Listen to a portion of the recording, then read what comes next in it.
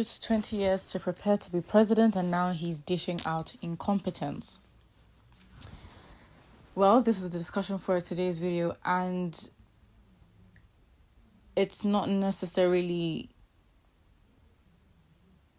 about incompetence and Tinubu using 20 years to prepare to be president. I mean, from what he has always been saying with his slogan that it is his turn,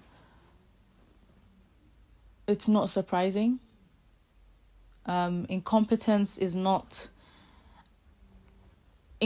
I think, is like the wrong word here, because it's kind of we're not even used to competence in the first place. So using the word incompetence is like, okay, what? There's nothing about our system that has been competent. And I think the mistake that we make is we expect individuals to be competent, and that does not lead to, if any, long-term effect, or if our progress can be sustainable. Because if we're depending on individuals to be competent, then what happens when they leave? Because no one can be president forever, except we're leading a dictatorship. So it's not up to the individual to be competent, but the system to be competent and self-sufficient, that whoever goes into the system has to abide and function as the system demands to produce the same results, whether it's a better economy, whether it's security, whether it's a higher purchasing power for Nigerians.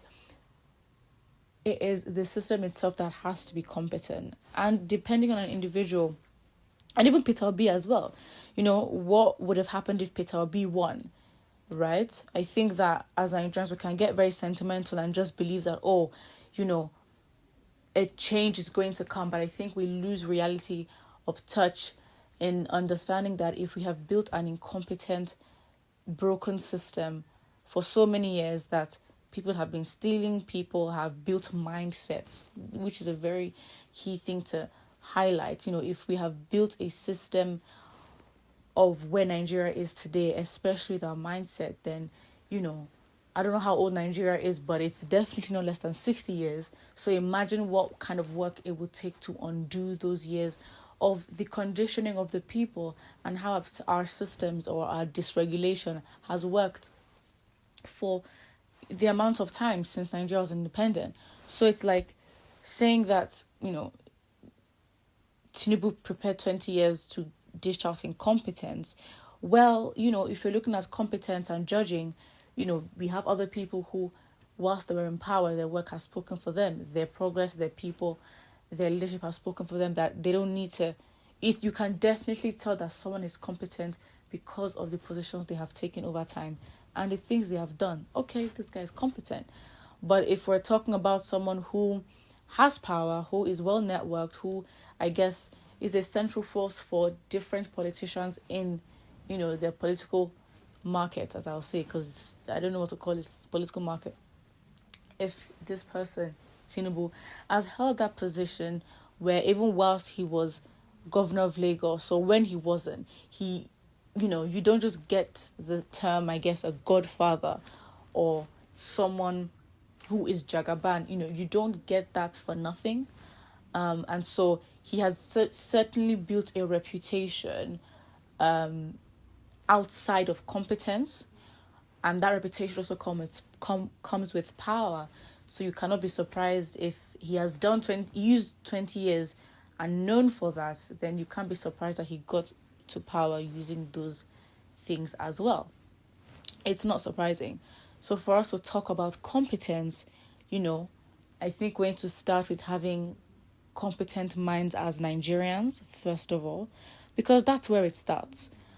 Because having competent minds, it would flow and reflect in our daily lives, in how we choose to build businesses, in how we choose to run our schools and our churches. Now listen, a lot of times for the success and failures of businesses actually comes down to the owner of the business, the founder of the business, or the CEO, whoever it is.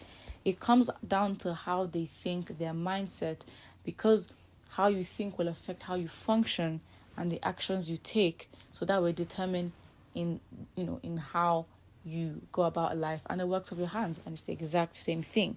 So rather than focusing on Tinubu's competence as president, now that he is president, and thinking that will work for him, the conversation relies in the fact that we need to have a competent system. If the system cannot hold itself, if the system is depending on individuals to come in and go, then the system, of course, is not reliable. And you're not just trying to create any results for the short term, it has to be long term. And it's the same thing, Peter Obi. If he became president, he will still struggle because it takes years to undo the work that 60 years or more has gone into creating what Nigeria is today. So then, if Peter Obi then was president, it's still not going to be an immediate change as people expect, because the bigger issue than just our system is the minds of the people, because we are the ones who will condone or not condone the things that happen in our country, but not just from a critical or hypocritical place, but we also practice what we preach in the places that we have control over, or the situations we have control over.